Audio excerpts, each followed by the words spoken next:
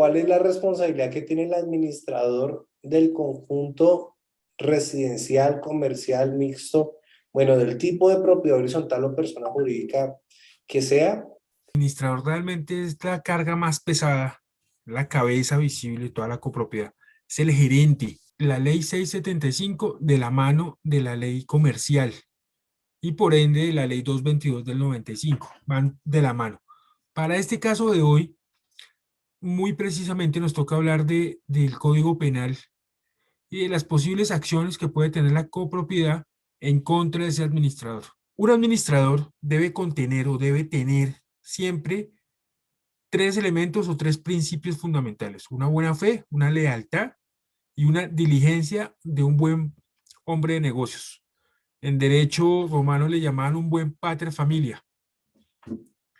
Entonces, la buena fe es un principio constitucional, está en el artículo 83 de la Constitución, está en el artículo 1003 del Código Civil y en el artículo 871 del Código de Comercio.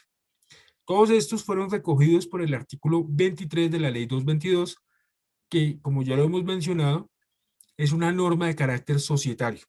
La idea de la buena fe es que la actuación del administrador sea una actuación legítima, una actuación donde él actúe sin fraude, sin vicios, que él actúe en pro de la comunidad. ¿Cuál comunidad? Pues la copropiedad que él representa.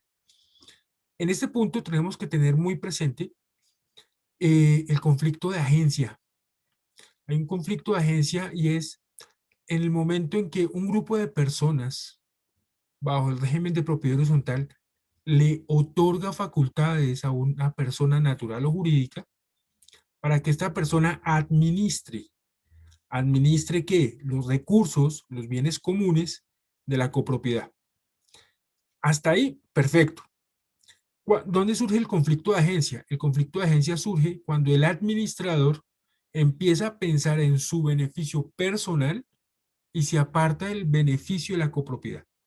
La honradez, la lealtad, la conciencia recta, la lealtad de acuerdo a ese objeto social, la lealtad a las costumbres sociales o a las buenas costumbres que hay en cada región.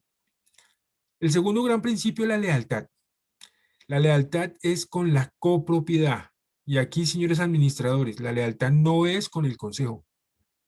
La lealtad no es con los propietarios que aplauden o son del combo del administrador. La lealtad es con todos los propietarios, incluso con aquellos que están en mora, incluso con aquellos que no son propietarios, sino son moradores. El del buen pater familia o el buen hombre de negocios hace relación a una actividad más personal, más subjetiva. El administrador tiene que actuar con prudencia.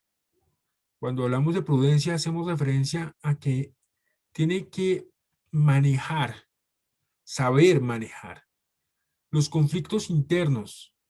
Tiene que saber manejar como un buen padre de familia el carácter de cada uno de sus hijos. En este caso, cada uno de sus hijos es cada uno de los propietarios. Y cada propietario a su vez, si ustedes se dan cuenta, en una copropiedad, los vigilantes y el administrador casi siempre conocen la vida personal de todos los copropietarios. Y es ahí en ese puntico, en donde la diligencia de un buen padre de familia se ve reflejada, junto con la lealtad y la buena fe. ¿Por qué? Porque van a conocer partes íntimas de cada familia. En el artículo 36 de la ley 675, si ustedes lo leen, se van a dar cuenta que la administración y dirección de la PH está en principio en cabeza de la misma asamblea, luego del consejo de administración y luego del administrador. ¿Quiénes son los administradores? Y vamos a hacer otra vez alusión a este artículo de la ley 222. Habíamos dicho que los administradores son representante legal, el liquidador, el factor, los miembros de juntas o consejos directivos y quienes de acuerdo a los estatutos ejerzan o detenten estas funciones. Aquí hay que hablar una cosa que es necesario tener muchísimo cuidado, señores administradores y señores consejos. La responsabilidad va en cabeza de quién se muestra como administrador o quién se muestra ante toda la copropiedad y ante terceros como tal. De tal suerte que si nosotros jurídicamente y en estatutos tenemos que hay un administrador, pero el presidente del consejo tiene más poder administrativo, sería un administrador de hecho. Y ese administrador de hecho va a compartir la responsabilidad del administrador jurídico. Por eso hay que tener mucho cuidado de no invadir funciones de un órgano con otro. Habíamos hablado de la responsabilidad. Los administradores o quien detente esa calidad responderán por los perjuicios que por dolo, culpa leve o grave, ocasionen a la persona jurídica, a los propietarios o a terceros. Punto. Hasta aquí vamos a hacer un análisis corto. Dolo. ¿El dolo qué es? El dolo es una acción afirmativa donde el sujeto quiere un resultado. Cuando decimos acción afirmativa, decimos que el sujeto generador del daño o del hecho está persiguiendo ese resultado. Dolosamente sacó su arma, dolosamente apuntó y no le quería pegar al cielo, le quería pegar a alguien. Hay dolo, hay una intención afirmativa. Culpa leve o grave, fíjense que la norma coloca una O, equipara la culpa leve a la culpa grave. Estos dos tipos de culpa hacen referencia a que, como es un buen padre de familia que obra con lealtad y buena fe, las culpas sencillas se asumirán también como graves. Me hago entender con una culpa. Culpa es cuando el sujeto reconoce que puede perjudicar a alguien, que su actuar puede estar perjudicando a alguien, pero en su conciencia cree que puede evadir el riesgo o evadir el siniestro. ¿Me hago entender? Eh, a ver, cuando el hecho del administrador represente, por ejemplo, una riña en vía pública, ¿y quién es ese señor? El administrador del conjunto tal. El administrador que usa la imagen corporativa del edificio, que tiene la chaqueta de PH, por ejemplo, y hace escándalo en vía pública, pues va a estar dañando el buen nombre de la copropiedad. ¿Por qué? Porque tiene algo alusivo a la copropiedad o porque lo reconocemos como administrador de la copropiedad. Sería dañar la buena imagen de la copropiedad. Daño a propietarios. Y aquí, por favor, tengan muchísimo cuidado. Y pues hay muchísimos, pero les voy a contar uno que es muy delicado. Y es cuando ustedes, administradores, en virtud del artículo 48 de la ley 675, emiten la certificación de deuda de administración y colocan dinero de más, pese a que en la administración o en la contabilidad no está certificado, o mejor aún, no está causado esa administración. Si ustedes dicen algo de más, que no es contablemente cierto, estaríamos frente a un delito que se les voy a decir más adelante, que se llama falsedad ideológica en documento privado, y le estaríamos causando un perjuicio a un propietario. Una buena sugerencia que uno le hace a los constructores cuando están armando su reglamento de propiedad horizontal es dejar límites económicos para la administración, para el consejo y para la asamblea. Tipos de responsabilidad. Ya lo habíamos mencionado, pero vale la pena decirlo de la siguiente manera. Sabemos que hay una responsabilidad contractual y extracontractual. Los administradores están obligados, en virtud de su contrato laboral o de prestación de servicios, más las obligaciones propias del reglamento de propiedad horizontal. Tiene dos contratos por falta de uno. Y a eso súmele las obligaciones de la ley 675/2001. Y a eso súmele las obligaciones de la ley 222 del 95.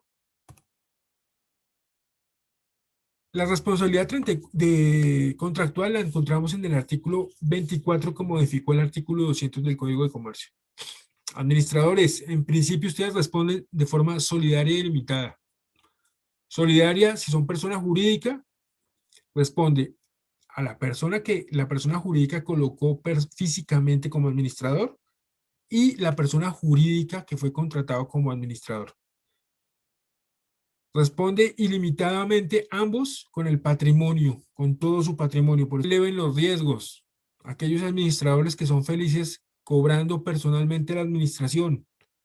Eso es, por ejemplo, elevar el riesgo.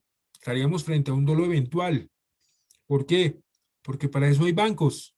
Entonces, señores administradores, hagan el esfuerzo y el banco le informará a usted quién consignó y quién no consignó.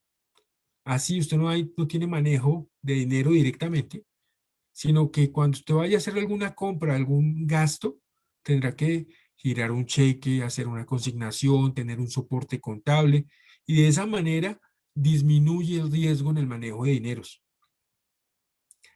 En los casos de incumplimiento de extralimitación, la ley, como les dije, presume su culpa. Se perdió plata. ¿Quién responde? El administrador. Se presume. Y se presume que fue por culpa grave o leve. Hay una decisión que debe tomar la asamblea o junta de socios. Es decir, que para poder accionar en contra de un administrador hay que estar de acuerdo o la asamblea o el consejo si éste existe. En el orden del día de la asamblea podrán decir, oiga, el administrador se fue con la chequera y se fue de fiesta. Vámonos en contra de él. Si el consejo, con una votación del 50+1, así lo decide, así se hará y así se iniciará el proceso. ¿Quién va a firmar el poder? El presidente del consejo, en contra del administrador. 2, si es en la asamblea. Cuando hay decisiones en la asamblea de esta clase, se necesitará simplemente el 50+1. ¿De quiénes? De los miembros de la asamblea, del quórum. Cuando no se inicie una acción social de responsabilidad dentro de los 3 meses siguientes, porque digamos que el administrador es propietario del conjunto y suele suceder. Ojo, cualquier persona, revisor fiscal, cualquier copropietario podrá iniciar, incluso los acreedores, podrán iniciar una acción social. Acá viene el primer mito. Código Penal. ¿Cuál es el primer mito? Hurto y abuso de confianza. ¿Es lo mismo? No, no es lo mismo. El hurto, fíjate, es el que se apodere de una cosa mueble ajena con el propósito de obtener un provecho para sí o para otra persona. El abuso de confianza, y ese es el delito de los administradores, es el que se apropia en provecho suyo de un tercero, cosa mueble, que se le haya confiado o entregado por un título no traslaticio de dominio. ¿Cuál es el título de no traslaticio de dominio? El contrato de administración. La diferencia entre hurto y abuso, si ustedes lo ven acá, el hurto tiene una pena de 2 a 6 años, tiene unos agravantes, sí, pero el abuso de confianza es un hurto calificado. Calificado al punto que tiene una pena de 4 años, de 1 a 4 años, y una multa de 10 a 200 salarios mínimos legales mensuales vigentes. Es mucho más grave, mucho más gravoso. Al igual que en el artículo 25, nosotros decimos que esta denuncia la puede presentar el presidente del consejo, una asamblea que tome la decisión de actuar en contra de un administrador y después de 3 meses, cualquier otra persona que se vea afectada por la mala decisión de la administración. El último delito, que también es muy delicado y es más frecuente de lo que ustedes creen, y es la falsedad en documento privado y falsedad, ¿cómo es? Falsedad ideológica y falsedad física. La falsedad física, ¿sí?, es cuando cogemos un documento que ya existe, como un cheque, por ejemplo, y le agregamos un cerito. Fíjense que el título y el contenido ya existe, pero nosotros falseamos un dato que modifica, porque no es lo mismo 1.000.000 de pesos, si le agregamos un cero, 10 millones de pesos. ¿Sí ven? Por el contrario, una falsedad ideológica hace referencia a que desde la creación el documento está falso. Entonces, si vemos el 289, dice, el que falsifique documento privado que pueda servir de prueba, incurrirá, coma, esta parte es muy importante, si lo usa, en prisión de 1 a 6 años. Lo digo porque en esta semana tuve una asesoría muy interesante y era un señor administrador que emitió una certificación sin el soporte contable. Y fuimos a ver y era ínfimo, no eran millones. El tipo se pasó como 200.000 pesos y certificó que el deudor debía como 2.200.000 y contablemente había solamente de deuda causada 2 millones. Falsedad ideológica en documento privado. ¿Por qué? Porque cogieron esa certificación y la presentaron ante un juzgado. Es muy frecuente, sí, por favor, siempre estén bien de la mano con su contador cuando certifiquen una obligación que contablemente esté causada. No es que dentro de 15 días se causa, el otro mes, los 5 primeros días se cause mientras el abogado presenta la demanda, pues hacemos la certificación. Sí, a veces parece sencillo, pero esa simpleza en este momento tiene a un pobre administrador metido en un proceso penal por falsedad ideológica en documento privado. Para el momento de la expedición del certificado, contablemente no se había causado la administración del deudor. Y en derecho laboral, no importa qué tipo de contrato firmes tú con el administrador. El hecho de la relación contractual del administrador con la PH demuestra 3 elementos que están en la ley laboral. Fíjate, señores administradores, señores consejo, así hagan un contrato de prestación de servicios, un contrato de arrendamiento, un contrato comercial, un contrato de factor, lo que quieran. Pero si su administrador o ustedes cumplen estos 3 elementos, una actividad personal. ¿Qué es una actividad personal? Que una persona natural, ojo, natural, por eso los administradores jurídicos mandan a una persona natural prestar ese servicio, que lo preste ella, no por medio de nadie, sino ella directamente. 2, una subordinación. ¿Cuál es la subordinación? El consejo dando órdenes. ¿Cuál es la subordinación? El administrador cumpliendo horario. Y tercero, una contraprestación, que para el caso, si lo hablamos, sería el salario. Ojo, no lo contrato, tienen que ser anualidades. Se está metiendo con un término laboral que se llama con solución de continuidad y sin solución de continuidad. A ver, me hago entender. Sin solución de continuidad significa que es un contrato, un solo contrato, indistintamente que tengamos formalmente varios contratos. Entonces, señora, si su merced hace contratos anuales y tiene al administrador hace 5 años con contratos anuales, sin solución de continuidad tiene un solo contrato. Y el administrador perfectamente puede demandar laboralmente al conjunto y hacerse pagar las acreencias laborales, porque sin solución de continuidad ha sido un solo contrato. La pregunta es, con solución de continuidad, ¿cómo yo logro romper esa continuidad del tiempo y espacio para que sean contratos de prestación de servicios? Bueno, hay varias tesis. A mí me gusta manejar una que la trajo la Corte Suprema de Justicia hace un par de años, y es que hay una prestación que se llaman vacaciones. Fíjate que las vacaciones es 15 días remunerados de descanso por cada año de servicios. Si tú le agregas otros 15 días de descanso, en teoría esa continuidad se rompe. Es decir, que llega diciembre, el administrador se va a descansar un mes, le pago el mes, lo liquido, lo dejo descansar diciembre y enero, y los primeros días de febrero lo contrato nuevamente. Ahí podríamos estar hablando que se rompió la continuidad y ahí sí podríamos tener 5 contratos de un año para no generar un contrato laboral. Pero fíjate que eso es para romper el contrato formal.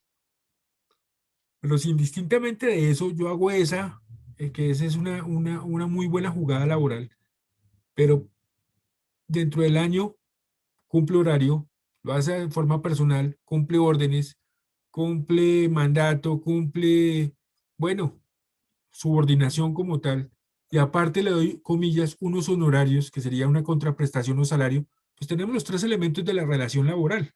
Y con los tres elementos de la relación laboral, él simplemente con testigos y documentos, con las planillas de pago mensual, con los memorandos que le pasa el consejo o la asamblea, él podría demostrar una relación laboral y también estaríamos frente a una demanda de carácter laboral.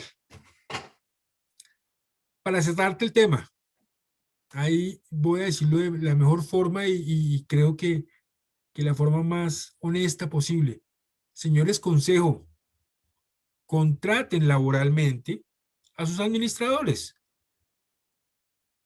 Pagan en presente unos pesos más, cierto, salud, pensión, riesgos, todos los parafiscales que quieran, pero a futuro van a prever que no va a haber demandas laborales en contra de ustedes. ¿Por qué? Porque ustedes fueron juiciosos y pagaron. La administración de propiedad horizontal es un acto de conocimiento para poder ejercerla. O si no, yo creería que muchas veces teniendo conocimiento es difícil, sin conocimiento es imposible administrar bien una copropiedad. Doctor Daniel, muchas gracias por habernos advertido hoy de las responsabilidades del administrador en propiedad horizontal desde la visión del derecho comercial y también viendo algunos tipos de implicaciones penales que se podrían llegar a dar en algunas ocasiones. Muchas gracias a ti por la invitación y espero haber resuelto las dudas del público. Sí, quedaron muchas más, pero para eso tenemos muchos más programas de aquí en adelante, doctor. Perfecto. Entonces, que tenga una feliz noche. Me despido también de toda la audiencia. Muchas gracias por estar con nosotros.